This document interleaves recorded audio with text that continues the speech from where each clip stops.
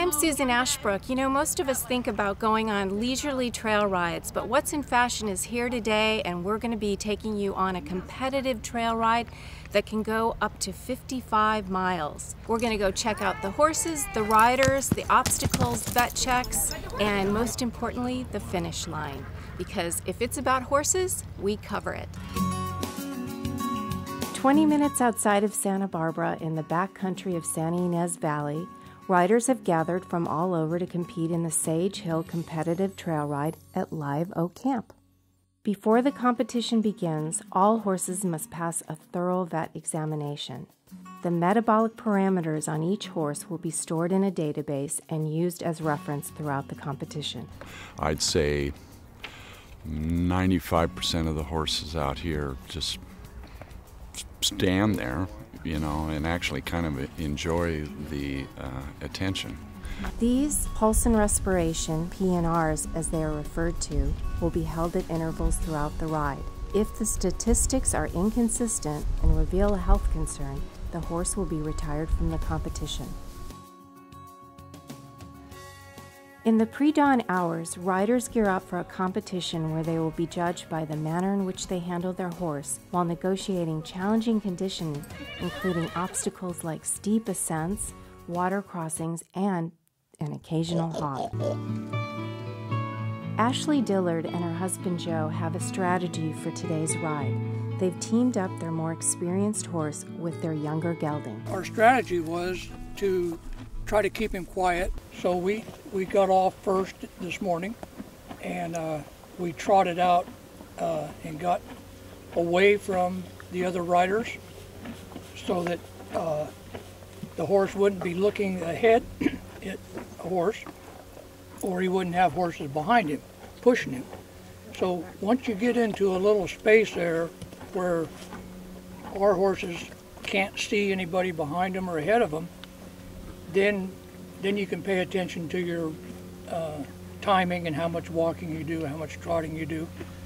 And it didn't quite work this morning. We got balled up with some other riders, but after the first half mile, we were able to separate, and now we've maintained that separation. And so that's the strategy. Ashley broke her hand just 6 months ago and is still on the mend. An endurance saddle is usually her choice for this ride. It has a lower cantle and no horn.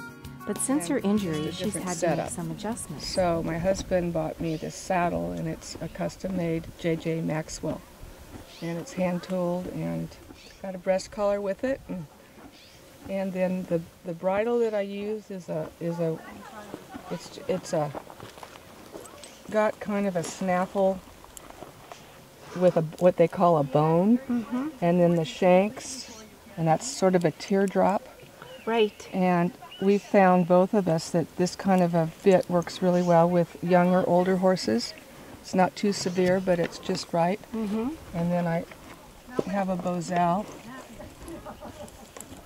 that goes with it, so that when I get off, I can lead her with this. Right. And I don't have to put this halter on.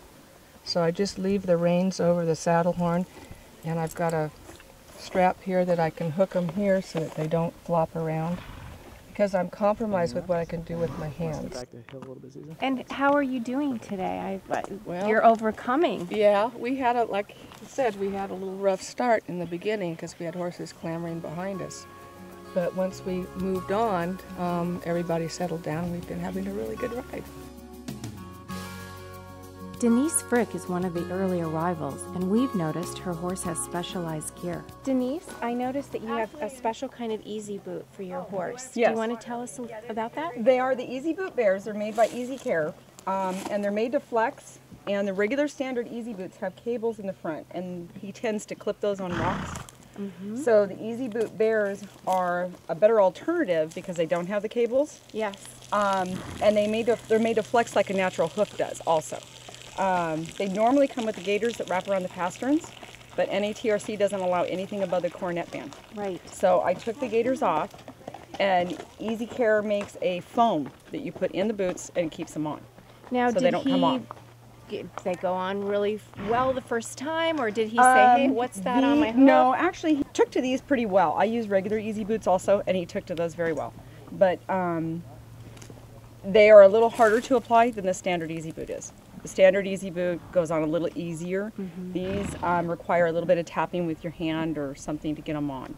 While he can ride out here without any kind of protection, I won't compete in it, because if I'm going at a faster pace and I need to make up time, I know that I'm going to be trotting over rock or gravel, and I want to protect his feet.